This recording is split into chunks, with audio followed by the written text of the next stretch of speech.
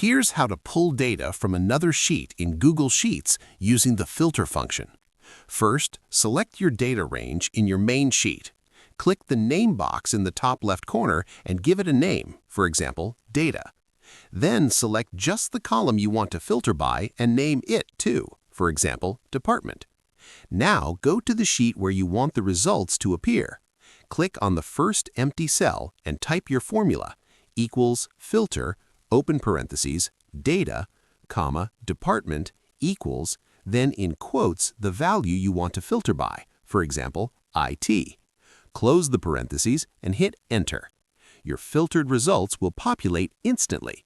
And the best part? Just change the filter value to any other department or criteria and your list updates automatically. If this helped you out, hit that subscribe button for more straight-to-the-point Google Sheets tutorials on Step by Click.